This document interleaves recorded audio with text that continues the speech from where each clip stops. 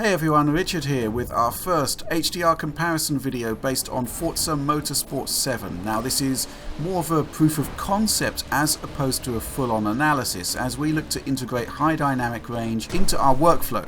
So yeah, I'd recommend checking out Dave's demo head-to-head, linked in the video description below if you're looking for a full-on platform comparison. So, what do we got here? Well, essentially we're looking at 3 playthroughs of the Dubai circuit in Forza 7, running on Xbox One X, PC, and Xbox One S, all captured at 4K with high dynamic range enabled.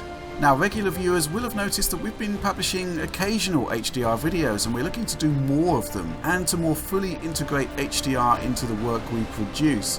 The bottom line, we're hugely excited about HDR, and part of our mission statement is to embrace new technologies and to try to show games running at the full extent of their technical spec.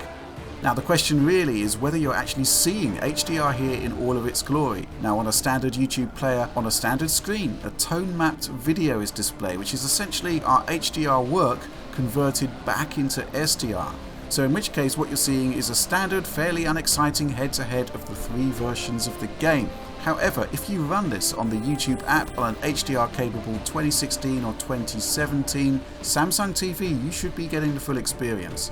Alternatively, stream via a Chromecast Ultra to your HDR screen and that should also do the job. But the good news is that YouTube's mobile app has also been upgraded to support a range of HDR-equipped phones. So if you have a Galaxy S8, Note 8, the Google Pixel, LG V30 or Sony Xperia XZ Platinum, well, watch this video there and you'll also get to see this video the way it was meant to be seen.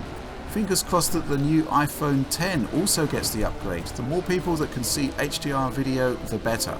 In terms of the actual content, the Xbox One S and PC footage comes from the final build of the game in its first career mission. You'll note that here, cloud coverage and time of day is slightly different, showcasing one of the new features of Forza 7, specifically an element of dynamic lighting, designed to make the game look ever so slightly different on each playthrough.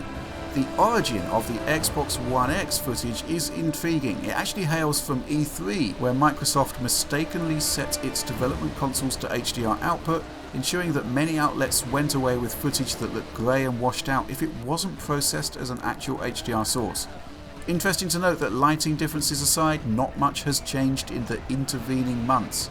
Curiously, the time of day here is very close to what we see in the actual PC and Xbox demos that went out recently, which do seem to lock to the same conditions, or something very close to it at least. Now, being able to see this footage side by side in HDR may not look like much in this final video, but it's the product of a ton of work we've been carrying out behind the scenes.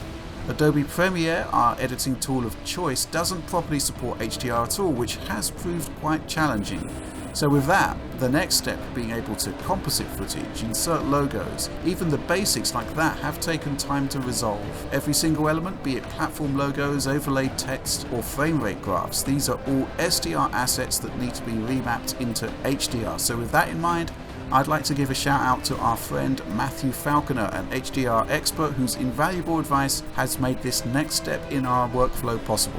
Okay, so I'm going to let the remainder of this Dubai race comparison play out. HDR really is the way to see this video in action, so if you can't stream it on YouTube but do own an HDR TV, please do consider supporting the Digital Foundry Patreon. Everything we do can be downloaded, copied to a USB stick and run directly on your display for pristine results. John's currently working on a full Gran Turismo Sport breakdown with the full video presented in HDR, so do look forward to that in the next day or so. But in the meantime, thanks for watching.